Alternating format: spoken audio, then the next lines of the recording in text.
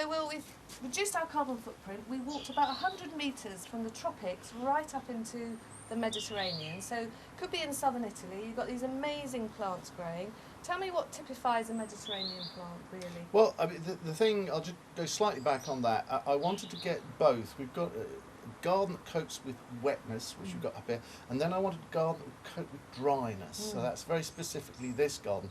And in those, you get the very desert plants like the cacti, and then this sort of semi-desert, which is more the stuff you get in the Mediterranean. And typical ones are plants like this, which is actually gorgeous. Isn't that fantastic? Yes, I love the sort of light silvery effect. It's a light silvery effect. Now, the thing about this, it almost doesn't matter what the plant is. A lot of Mediterranean plants are silvery. The reason they're silvery is because they reflect the sun and keep in the moisture. So that's how you recognise them, Yeah. that they have that sort of glow about them. They have don't that silveriness. So a lot of the plants that you get will be shrubby, silvery, or light colours to reflect. And plants like this really take dry conditions So you don't well. have to water them hardly at all. Although this has been in a pot, Yep. it hasn't been watered all summer. Admittedly, we have had quite a bit of Yeah. water, but when it doesn't rain, this will still be pretty tough. And it is cyclical, because although we've had a lot of wet weather, the future is going to be that we're having drier summers, and actually by 2050 they reckon that 80%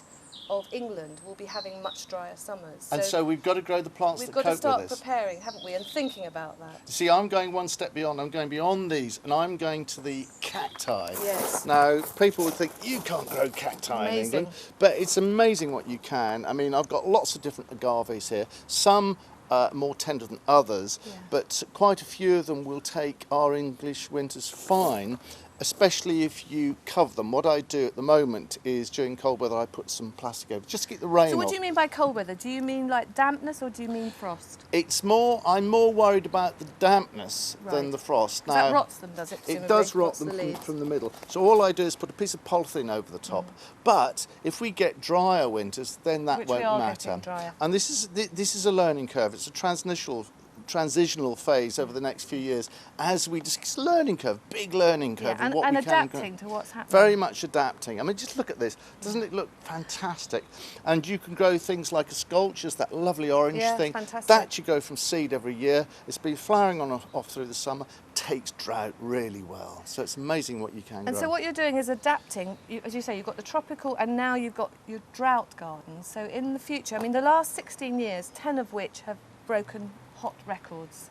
So if that That's continues, true. That's very we've true. got to actually have those plants in place, haven't we? Well, the fact that we've had a couple of wet years is almost irrelevant, because these are blips Yes. on the way up Yes. to getting drier and drier. Now, although this was made for drought, because it's got to be really well drained so they don't get wet 'Cause roots, it's on a slope as well. it means the rain drains away. So if we do have a big downpour, and we're going to get lots of downpours, tropical downpours, they'll go away quickly. So that's something to think about. If you want to grow these plants, maybe grow them on a slight incline.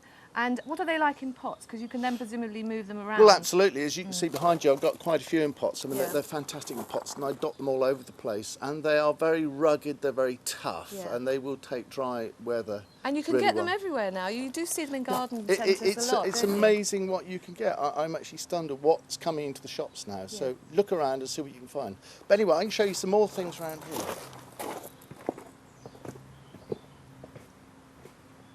So what's this plant here, which is just growing in Well, this beautiful spot? since we've been looking at lots of Mediterranean stuff here, this is it's a phlomis, which basically has that in the spring would be covered with gorgeous yellowy, I think I know it. beautiful Yeah, it's flowers. lovely. Now, as you can see, like the other one I showed you, it's got Slightly a pale silvery. leaf, and it's got almost a sagey centre. Have a sniff of Yes, that. it's a sort of unusual texture as Yeah. well, isn't it? So they all have this sort of feel, sort of whitish, palish. So that's why So you can grow them. tell them from that. Yeah, they have that sort of look. But the other thing I've noticed, you've got this gravel everywhere. What's the thing with gravel? Well, many years ago, I decided to go over to gravel because lawns are so difficult to maintain, especially if you get a dry summer. You have to go all the bother of watering it and weeding it. And in a fit of passion one day, about 10 years ago, I just got rid of my lawn, gravelled it, and I actually think all these plantings, the truly exotic, better. lush ones, and the arid ones especially, look great with just gravel land. Well, it gives the texture, and also the whole thing, as you say, with the lawn is it's very high maintenance, isn't it? It is. With gravel, And you don't have to do anything. low maintenance. You only get with the gravel is the worms eat them, so I have to put more down. I am joking. But there. that's much quicker than having to mow the lawn every day. Absolutely. So I just top it up, rake it, get all the leaves off, and I think they're a good foil. And also, having them round a lot of these plants, they stop splashback, so you don't get so much rot. And stops it really getting weeds and things like that and protecting it. And So it adds to the feel of tropicalness. wonderful. So death of the lawn and gravel rules, okay?